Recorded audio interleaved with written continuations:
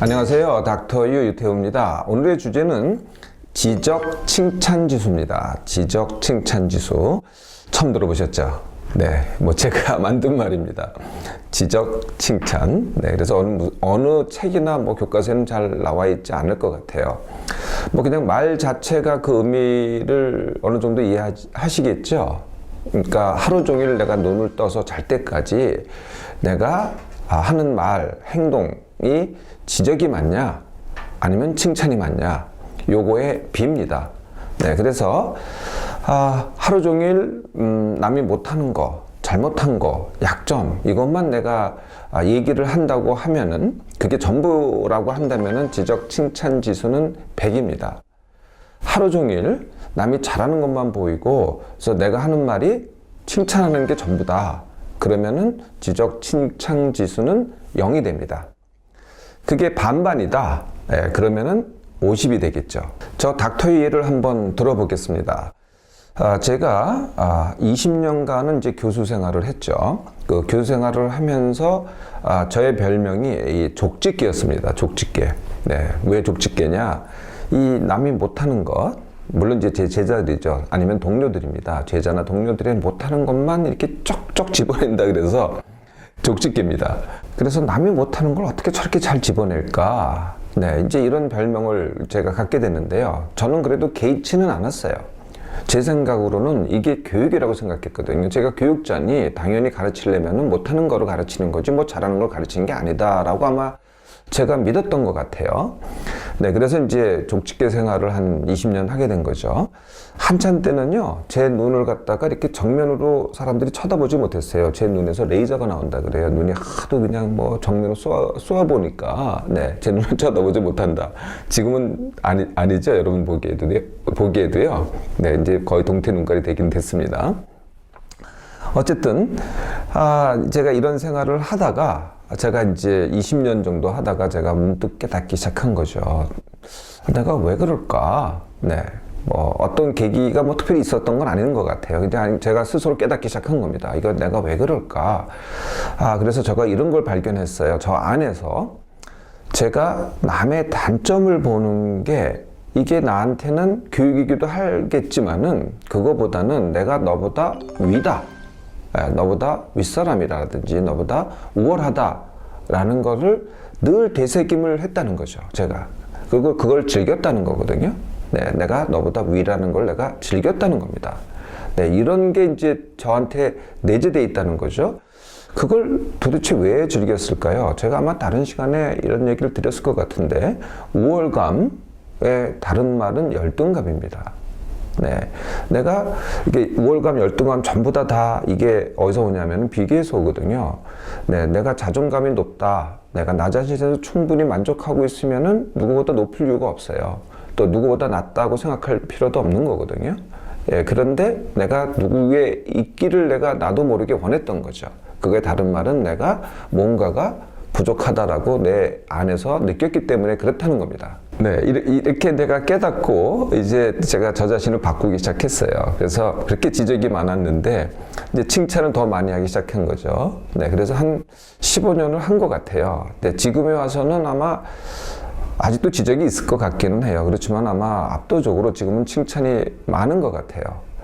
지금도요, 그래도 이렇게 이제 누구를 보잖아요. 그러면은 저 사람이 못한 게 이렇게 찍히긴 해요. 머릿속에 이렇게 보이고, 이렇게 들려지고, 이렇게 찍히긴 하는데, 그래도 제가 하는 말은 거의 다가 이제는 칭찬으로 바뀐 거죠. 자, 제 경우는 그런데요. 우리 한국인 전체를 보면은 이 지적 칭찬 지수가 어떨 것 같습니까? 한번 주위를 살펴보세요. 이 지적이 맞나요? 칭찬이 맞나요? 거의 아침부터 저녁까지 다 뭐가 잘못됐다, 아니면은 저게 저 사람의 약점이다, 저 사람이 못했다, 이런 걸로 가득 차 있지 않나요? 아마 정확한 통계는 아닙니다만은 우리 전체 통계를 낸다면은요, 아마 평균 70에서 80 아니면 그 이상인 사람들도 굉장히 많지 않을까 싶어요. 또 이런 경향도 있는 것 같아요. 이렇게 이제 사실 칭찬거리도 비난거리, 지적거리만큼이나 많이 있을 것 같아요, 사실은. 그런데 우리의 관심을 보면요, 지적거리에 대해서는 오래 갑니다. 네. 한 뭐 일주일, 2주일, 한 달, 2달 이렇게 가는데요. 칭찬거리는요, 그죠? 하루 이틀 하다 보면은 그냥 없어져 버려요. 관심이 사라져 버린다는 거죠. 이것도 이제 우리의 칭찬 지수가 높은 이유 중에 하나가 아닐까 싶습니다. 우리가 이렇게 지적이 많아진 이유 과연 뭘까요? 과거에도 그랬을지 모르겠는데요. 지금이 훨씬 더 그런 것 같아요. 그 첫째 이유는요, 따라 배우기 때문에 그렇습니다. 따라한다. 네, 이 따라하기가 이제 우리가 잘하는 것 중에 하나거든요. 뭐든지 이렇게 따라하기를 잘하는데, 이 지적하는 거를 따라하는 거죠. 언제부터 따라하느냐? 이제 초등학생부터 따라하는 것 같아요. 네, 초등학생들은 누굴 따라해요? 네, 윗학년을 따라합니다. 그럼 윗학년이 이제 또 고담학년, 이제 중학생을 따라하게 되겠죠. 중학생은 또 고등학생을 따라하게 되겠죠. 고등학생은 누구를 따라할까요? 네, 성인을 따라합니다. 성인들이 하는 지적과 비난, 이게 이제 다른 말로 하면은 뒷담화입니다. 여러분들 뒷담화, 우리가 이제 3, 4, 5 모여가지고 술 한잔 하면서 아니면은 뭐 커피 한잔 하면서 이렇게 뒷담화를 하잖아요. 뒷담화의 내용을 잘 들어보세요. 거기 칭찬이 있나? 거의 다가 지적과 비판입니다. 네, 그러니까 그 뒷담화를 우리 아랫사람들이 자꾸 배우기 시작하는 거죠. 이렇게 내려가는 겁니다. 세대를 찾아서. 이렇게 뒷담화는요, 이게 다수가 그렇기 때문에 혼자서 안 하기가 참 어렵습니다. 네, 그러다 보니까 3, 4, 5 하다 보면은요, 이게 전염성이 굉장히 강합니다.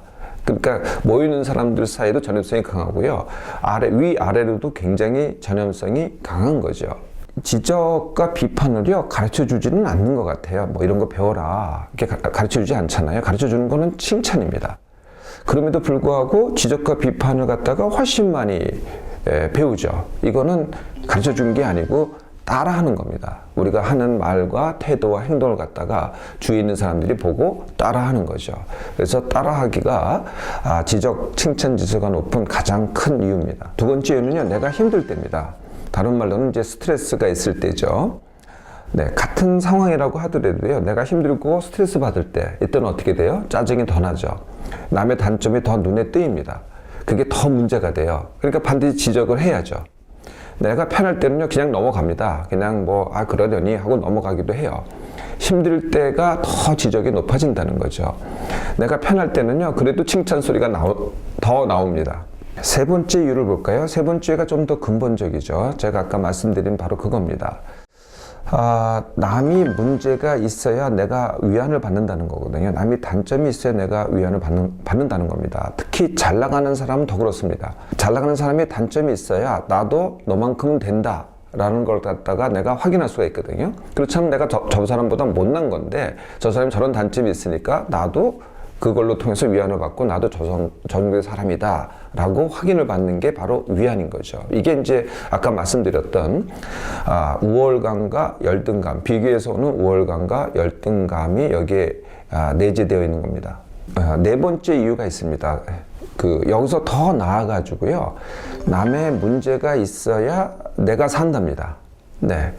그러니까 내 삶의 목적 자체가 되는 거죠. 네. 남의 문제가 있으면 내가 할 일이 생겨요. 네. 그걸 지적해야 되죠. 또 그걸 지적을 받았을 때 그 사람이 절절매잖아요. 네. 아니면은 그걸 통해서 내가 뭔가를 할 수가 있어요. 내가 돌봄을 한다든지 아니면은 뭘 찾아낸다든지 이렇게 내가 뭐가 할 거리가 생겨요. 내 삶 자체가 돼버리는 거죠. 남을 지적하는 게, 또는 사회 문제를 지적하는 게 내 삶의 큰 부분이 되는 겁니다. 네, 이럴 때는요, 당연히 자꾸 문제가 양산됩니다. 문제가 물론 있지만은 그 문제가 있어야만 내가 사는 사람들이 많다 보니까 자꾸 문제가 더 생길 수밖에 없는 것이죠. 자, 그럼 지적 칭찬 지수 낮추기를 한번 해볼까요? 그렇게 어렵지 않습니다. 그러니까 가장 중요한 거는요, 나의 지적 칭찬 지수를 구해보는 겁니다. 이것도 그렇게 어렵지 않습니다. 그래서 하루 날 잡아가지고요, 내가 지적을 얼마나 많이 하나, 칭찬을 얼마나 많이 하나를 한번 세어보세요. 네. 바쁠 때는 어렵다면은, 토요일 정도? 아니면 일요일 정도, 휴일 정도 한번 해보세요. 내가, 그게 가족이 됐던, 친구가 됐던, 동료가 됐던, 고객이 됐던, 누구한테든 지적이 많은가, 칭찬이 많은가, 이렇게 해보시면은요, 아마 많은 분들이 놀라실 겁니다. 대부분이 한 7, 80 정도 되거든요. 또 어떤 분은요, 90 내지 거의 100이 됩니다. 이렇게 나의 지적 칭찬 지수를 구해보는 게 이게 첫 번째입니다. 두 번째는 어떻게 하면 돼요? 만약에 이게 50이 넘으면은요, 50 이하가 되려고 하면 되는 겁니다. 50 이하로 낮추는 것이 이제 지적 칭찬 지수 낮추기죠. 자, 이게 의식이 되잖아요. 네, 그러면은 첫 번째는 일부러 칭찬을 더 하려고 하세요. 네, 칭찬을 더 하려면은 이게 남의 또는 사회에 그게 뭐가 됐던 좋은 점을 봐야 됩니다. 장점을 봐야 되고 좋은 점을 보려고 해야만 그게 보이거든요. 근데 보통은 이게 잘 안 보여요. 야, 저 칭찬할 일이 하나도 없다. 저 사람은 칭찬받을 게 하나도 없다. 이렇게 생각이 자꾸 들어요. 저한테 중2 아들을 데리고 온 아버지가 있었습니다. 그래서 자기 아들을 이제 칭하는데 뭐라고 칭하냐 하면은 얘는 잘하는 게 하나도 없다. 이렇게 얘기를 하시더라고요. 그래서 제가 짐작을 했죠. 그래서 제가 이렇게 여쭤봤어요. 그 아드님 축구 못하냐고. 축구 잘한대요. 아드님 친구 없냐고. 친구 굉장히 많대요. 아드님 노래 못하냐고. 노래도 잘하고 춤도 잘 춘대요. 네, 그러니까 이렇게 잘하는 게 많은데 잘하는 게 눈에 안 띄는 거죠. 그래서 이제 마지막으로 물어봤어요. 뭘 못하냐고. 그랬더니 공부를 못한대요. 네, 그러니까 공부만이 내 머릿속에 있으면은 다 못하는 것만 보이게 되는 거죠. 네, 그러니까 칭찬거리가 없어서 칭찬할 일이 없는 게 아닙니다. 우리가 보고 듣지 않기 때문에 그런 거거든요. 이제부터 칭찬할 거리를 자꾸 보세요. 칭찬할 거리가 없다고 하더라도 일부러 칭찬을 해보세요. 네, 그럴수록 칭찬거리가 더 많이 눈에 보이고 더 많이 귀에 들리게 됩니다. 두 번째는요, 그것도 반대로요. 내가 지적을 습관적으로 이제 지적을 합니다. 계속 늘 그래 왔기 때문에. 네, 지적이 나올 것 같으면은 일부러 좀 멈칫하시라는 거죠. 네, 늘 뭐 자동적으로 나오는 말 갖다 내가 멈칫해보세요. 그래서 멈칫하다 보면 그걸 갖다 덜 하게 돼요. 그래서 한쪽으로는 칭찬거리를 늘리고 한쪽으로는 지적거리를 덜 보고 한쪽으로는 일부러 칭찬을 더하고 한편으로는 일부러 지적을 덜 하고 요거를 며칠만 반복해 보세요.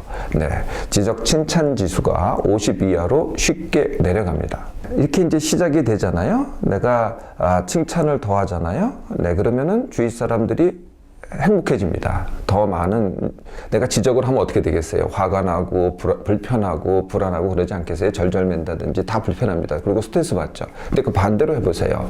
더 행복해하고 편해하고 쉽게 느낍니다. 그러면은 주위 사람들이 행복해지잖아요. 그러면 내가 행복해집니다. 내가 행복해지잖아요. 그러면은 칭찬거리가 더 많이 보이게 됩니다. 그러면 칭찬을 더 많이 하게 되죠. 이렇게 칭찬을 하면은 칭찬과 행복의 선순환이 일어나고 지적이 줄어드는 선순환이 일어나게 되는 거죠. 그리고요, 우리가 어떤 문제를 해결할 때 칭찬을 했을 때 그게 해결되는 결과와 지적을 했을 때 해결되는 결과를 보면은요, 칭찬했을 때가 훨씬 더 결과가 좋습니다. 우리는 지적을 해야만 결과가 더 좋을 것으로 생각하지만은 그렇지 않다는 거죠. 칭찬이 훨씬 더 나은 결과를 가져온다는 겁니다. 여러분의 지적 칭찬 지수는 얼마인가요?